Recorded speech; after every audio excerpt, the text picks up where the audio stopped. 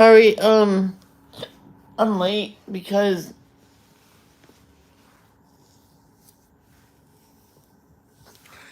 the I want to get back into those stories we read. You'll see what I mean when we get to it. But I had to go back through my notes to see what was the last one we read of it. So and that took back 2 months ago. We haven't read these. And you say, what stories? We've been reading stories every day, Michelle. It's different stories.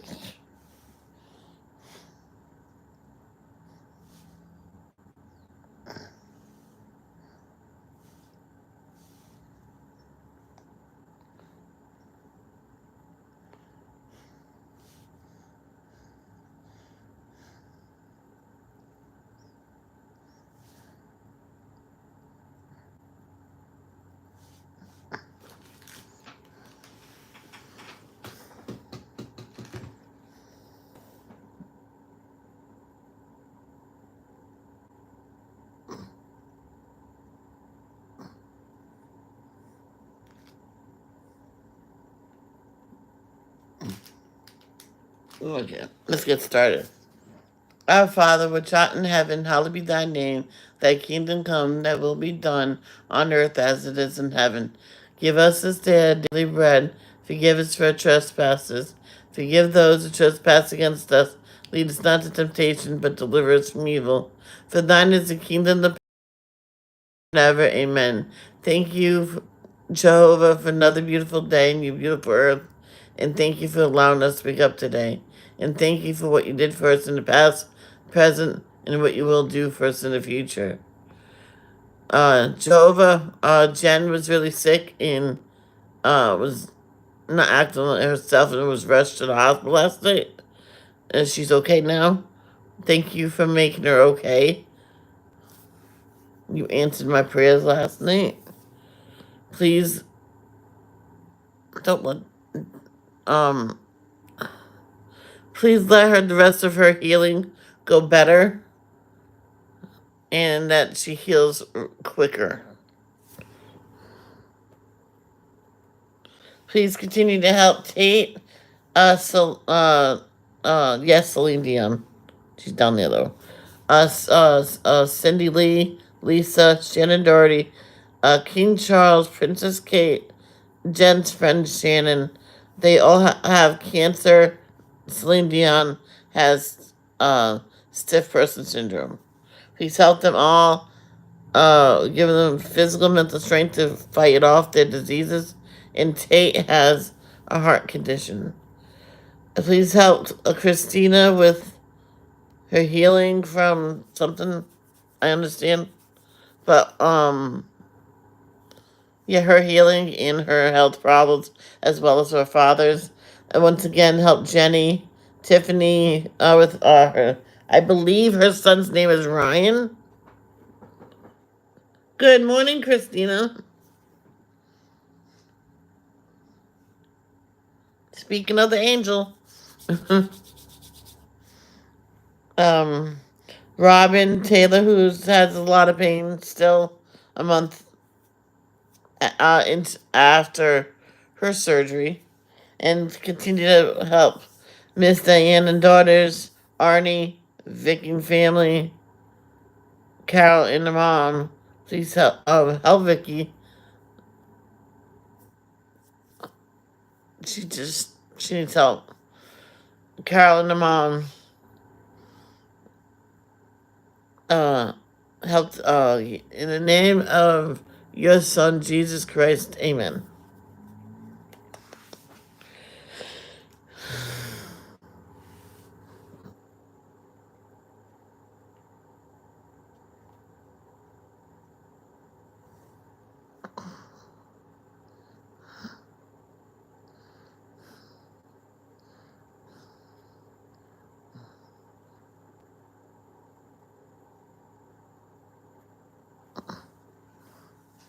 Okay, so I'll show you the stories. These stories. Close to Jehovah. So the last one we did is chapter 7. Now we're on this one, chapter 8. And what we do is we just read it all, listen to it all. I don't read it all because the passages is a lot. That's just today's. And all the chapters I have to read of it. No, I'm kidding. I don't read the chapters from this because the one day I did the devotions was 2 hours long. And all we do is click on it, and it's right here. And if it's too long, I go here, then click three, and then uh, the headphone icon, and then it plays for us. Okay, and it goes pretty quick.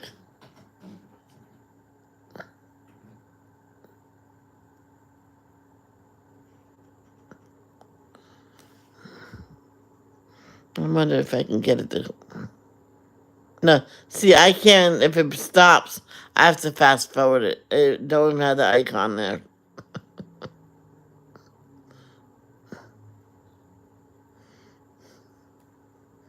Chapter 8. Restorative Power. Jehovah is making all things new. Paragraphs 1 and 2. Question. What losses afflict the human family today? And how do these affect us? A child loses or breaks a beloved toy and lets out a plaintive cry.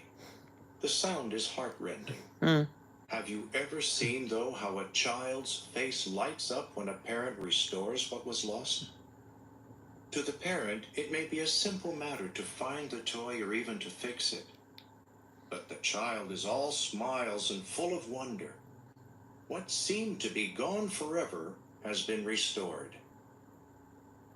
Jehovah, the ultimate parent, has the power to restore what his earthly children may view as hopelessly lost. Of course, we do not mean mere toys. In these critical times, hard to deal with, we have to face losses that are far more serious. 2 Timothy 3, 1 through 5. Much of what people hold dear seems ever at risk. Home, possessions, employment, even health.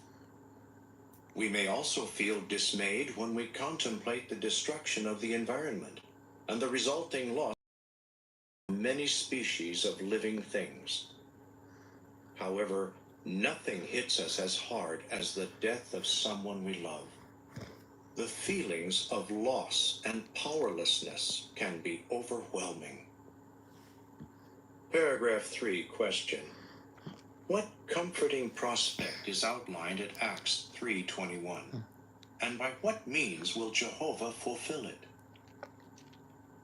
How comforting, then, to learn about Jehovah's restorative power. As we will see, there is an amazing scope to what God can and will restore to his earthly children. In fact, the Bible shows that Jehovah purposes the restoration of all things. Acts 3:21. To accomplish this, Jehovah will use the Messianic kingdom ruled by his Son, Jesus Christ. The evidence shows that this kingdom began ruling in heaven in 1914.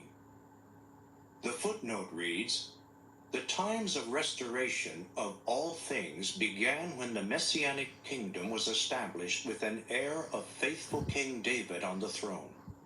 Jehovah had promised David that an heir of his would rule forever. But after Babylon destroyed Jerusalem in 607 BCE, no human descendant of David sat on God's throne. Jesus, who was born on earth as an heir of David, became the long-promised king when he was enthroned in heaven. End of footnote. What will be restored? Let us consider some of Jehovah's grand acts of restoration. One of these we can already see and experience. Others will occur on a large scale in the future. No, it was still on that The one. restoration of pure worship. Paragraphs 4 Sorry. and 5. Question. What happened to God's people in 607 BCE? And what hope did Jehovah offer them? One thing that Jehovah has already restored is pure worship. In order to grasp what this means, let us briefly examine the history of the kingdom of Judah. Doing so will give us thrilling insight into Jehovah's restorative power at work. Just imagine how faithful Jews felt in 607 BCE when Jerusalem was destroyed. Their beloved city was shattered, its walls torn down.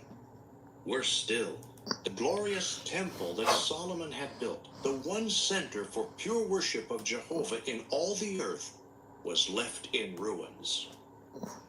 The survivors were taken into exile in Babylon, leaving their homeland a desolate haunt of wild animals. From a human standpoint, all seemed lost.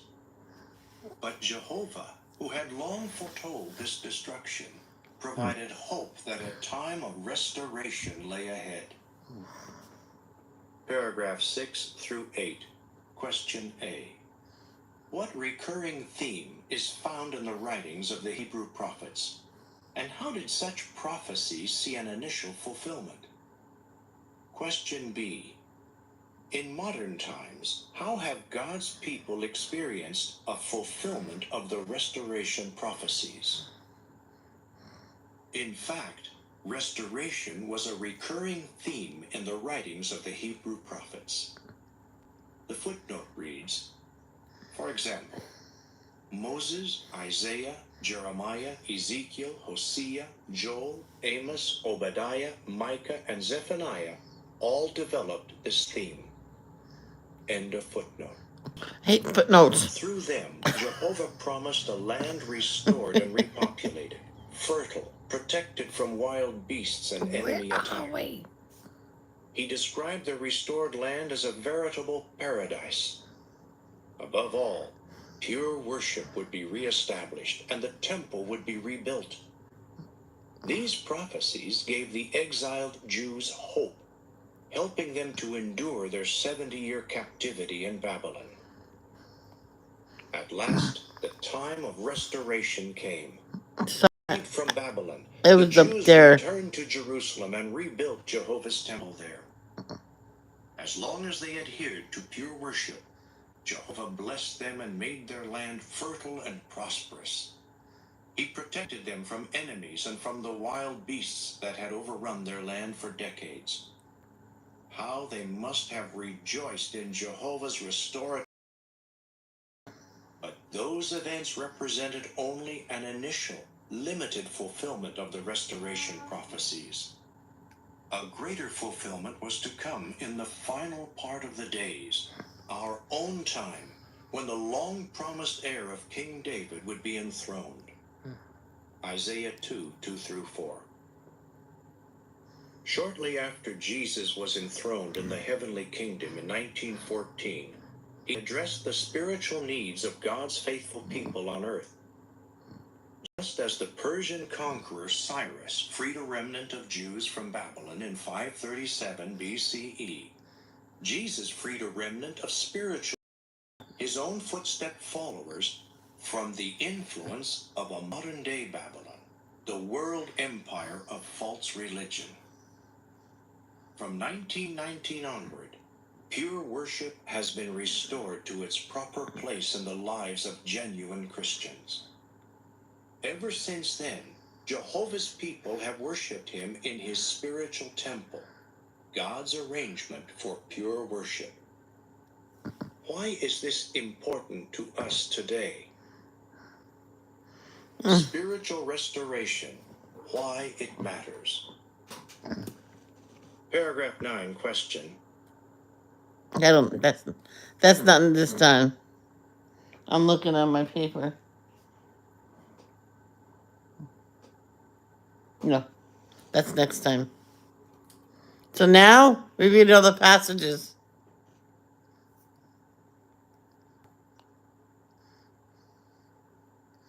And like I said, if it's too long and I feel like the reader can read it better, I'll have the reader read it. Because everybody knows the reader reads it better than me.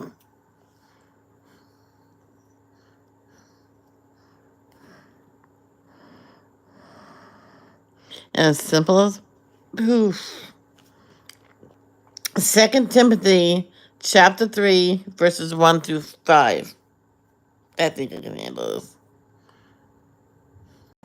But know this, that in the last days, critical times, hard to deal with, will be there. For men will be lovers of themselves, lovers of money, boastful, haughty, blasphemers, disobedient to parents, unthankful, disloyal. They're already like that. Have no natural affection, not open to any agreement, slanderers, without self-control, fierce, without love of goodness, betrayers, headstrong, puffed up with pride, lovers of pleasures rather than lovers of God, having an appearance of godliness but proving false to its power, and from these turn away. There's a lot of men already like that though. 2 Samuel chapter 18, verse 33.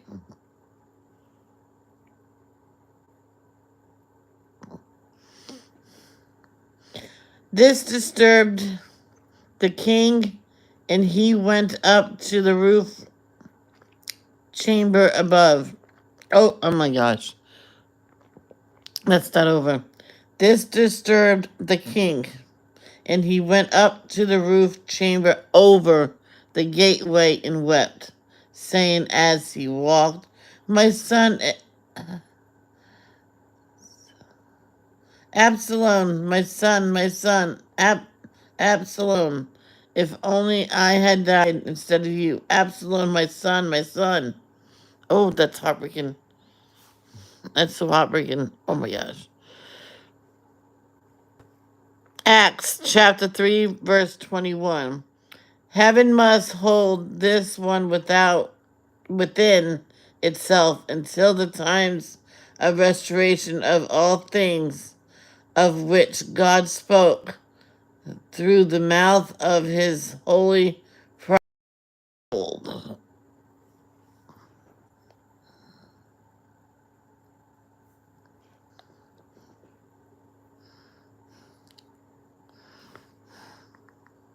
Matthew chapter 24, verses 3 through 14. I'm going to have the reader read this. Go like that. And go like that. While he was sitting on the Mount of Olives, the disciples approached him privately, saying, Tell us, when will these things be? And what will be the sign of your presence and of the conclusion of the system of things? In answer, Jesus said to them, Look out that nobody misleads you, for many will come on the basis of my name, saying, I am the Christ, and will mislead many. You are going to hear of wars and reports of wars. See that you are not alarmed, for these things must take place, but the end is not yet. For nation will rise against nation, and kingdom against kingdom, and there will be food shortages and earthquakes in one place after another. All these things are a beginning of pangs of distress. Then people will hand you over to tribulation, and will kill you, and you will be hated by all the nations on account of my name. Then too many will be stumbled, and will betray one another, and will hate one another. Many false prophets will arise and mislead many, and because of the increasing of lawlessness, the love of the greater number will grow cold. But the one who has endured to the end will be saved. And this good news of the kingdom will be preached in all the inhabited earth for a witness to all the nations, and then the end will come.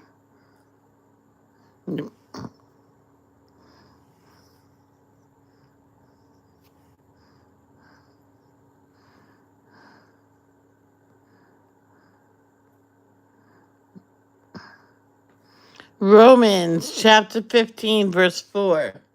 For all the things that were written beforehand were written for our instruction, so that through our endurance and through the comfort from the scriptures we might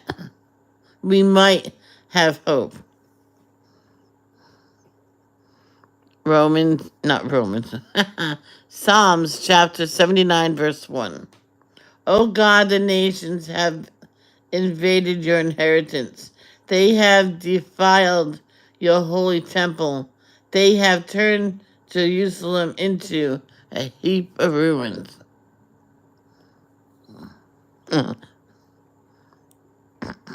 Jeremiah chapter 9, verse 11. I will make Jerusalem pile of stones, the lair of jackals, and I will make the cities of Judah desolate without any inhabitant. Psalms chapter 137, verse 1. By the rivers of Babylon, there we sat. We wept when we remembered Zion.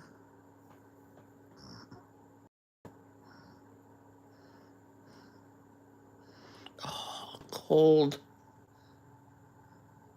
Oh, let me get a sip of my coffee.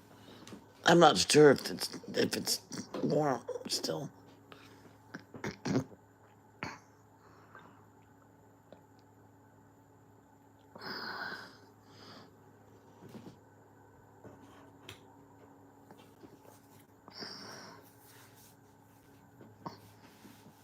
Okay. Isaiah chapter 65, verse 25. The wolf and lamb will feed together. The lion will eat straw just like the bull. And the serpent's food will be dust. They will do no harm nor cause any ruin in all my holy mountain, says Jehovah. Yep.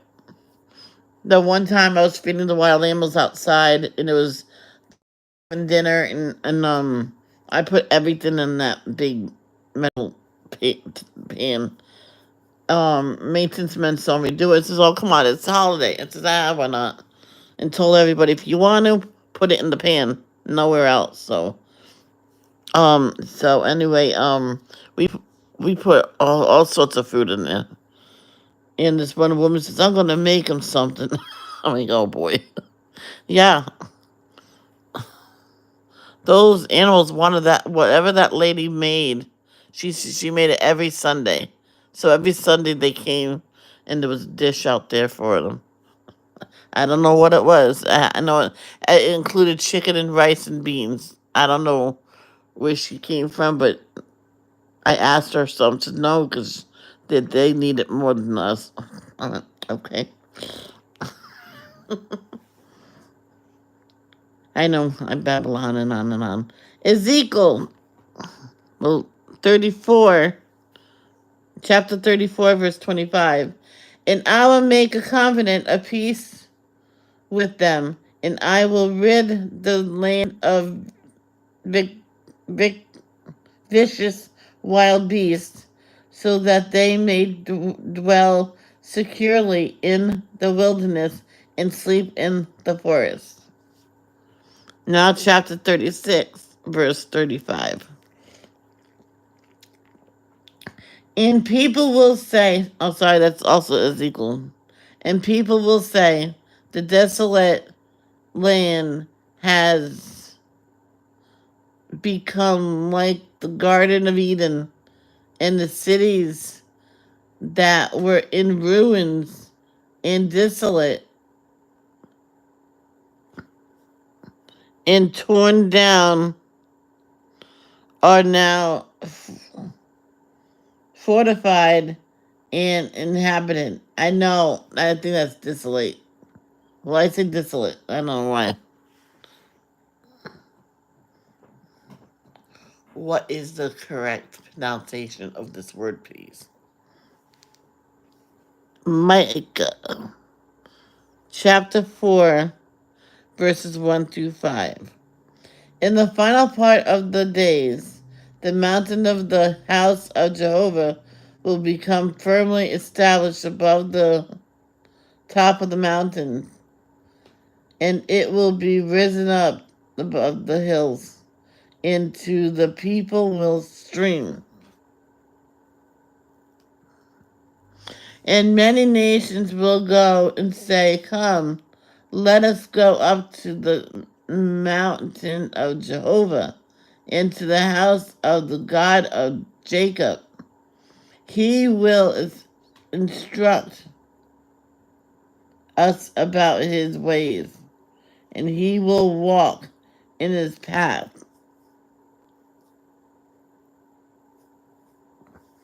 For law will go out of Zion, and the word of Jehovah out of Jerusalem. He will render judgment among many peoples and set matters straight respecting mighty nations far away. They will beat their swords into plowshares, what? And their spears into pruning shears. Nation will not lift up swords against nation.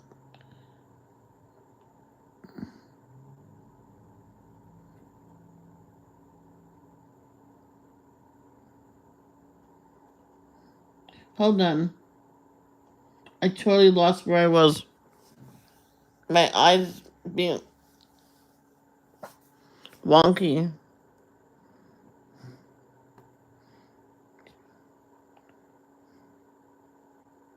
Okay, I got it. Nor will they learn war anymore. They will sit, each one under his vine and under his fig tree, and no one will make them afraid. For the mouth of Jehovah of armies has spoken. For all the peoples will walk in the name of its God. But we will walk in the name of Jehovah over God forever and ever. Amen. It did deserve an amen.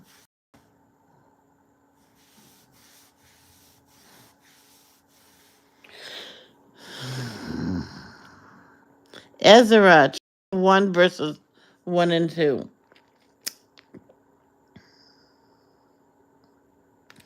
In the first year of King Cyrus of Persia, in order that Jehovah's words spoken by Jeremiah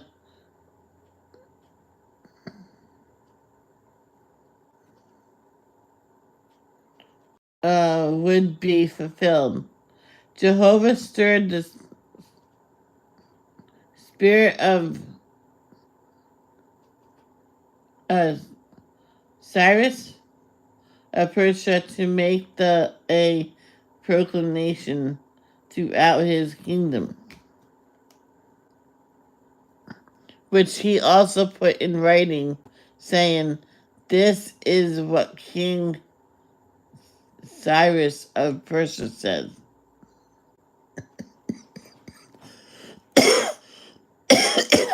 Jehovah the God of the heavens have given me all the kingdoms of the earth, and he has commissioned me to build him a house in Jerusalem, which is in Judah."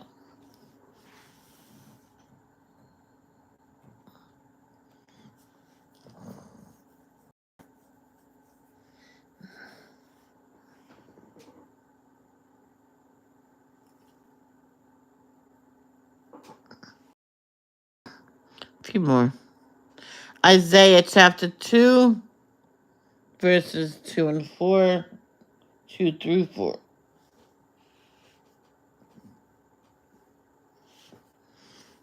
In the final part of the days, the mountain of the house of Jehovah will come firmly established above the top of the mountains,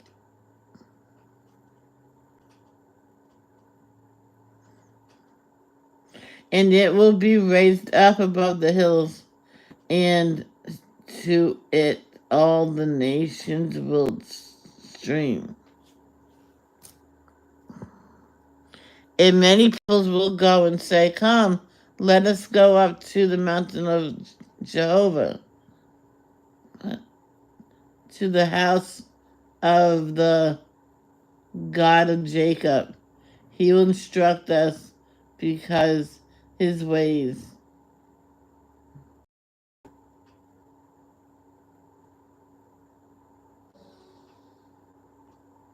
And we will walk in the paths, for law will go out of Zion, in the word of Jehovah out of Jerusalem. He will render judgment among the nations and set matters straight respecting many people. They will beat their swords into plowshares and their spears into pruning shears. Nations will not lift up swords against nations, nor will learn war anymore. Oof. And there will be no verse request today. Just take longer than I thought.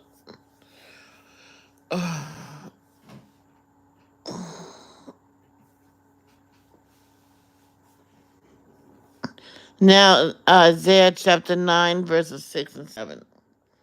For a child has been born to us, a son has been given to us, and the rulership will rest on his shoulders.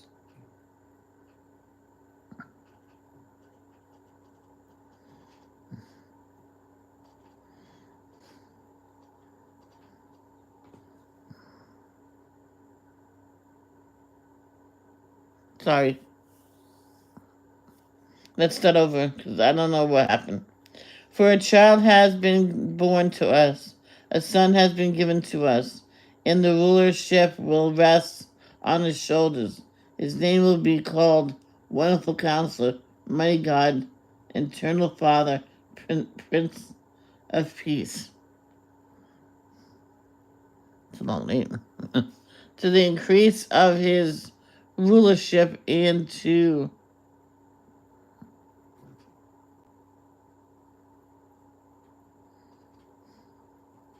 what is wrong with me today?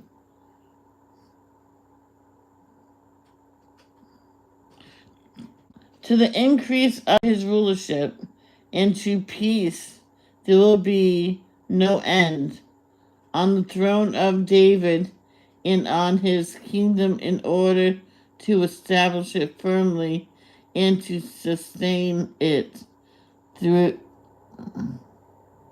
justice and righteousness from the zeal of Jehovah of armies will do this. Jeez. What is wrong with me today? I'm so sorry, guys. And we only have what we see here. Revelations chapter 18, 1 through 5. Let's just let the guys read it because you.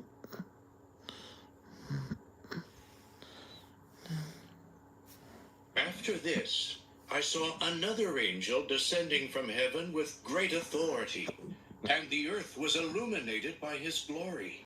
And he cried out with a strong voice, saying, "She has fallen.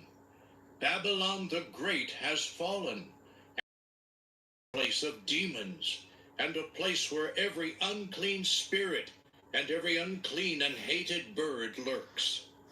For because of the wine of the passion of her sexual immorality, all the nations have fallen victim, and the kings of the earth committed sexual immorality with her, and the merchants of the earth became rich, owing to the power of her shameless luxury. And I heard another voice out of heaven say, "Get out of her, my people, if you do not want to share with her in her sins, and if you do not want to receive part of her plagues. For her sins have massed together clear up to heaven. God has called her acts of injustice to mind." The Romans chapter 2, verse 29. But he is a Jew who is one of the inside. Circumcision is that of the heart by spirit and not by a written code. That person's praise comes from God, not from people. In Malachi, last but certainly not least, that's also 1 through 5. I'll let the reader do it so you guys can actually. Oh, no.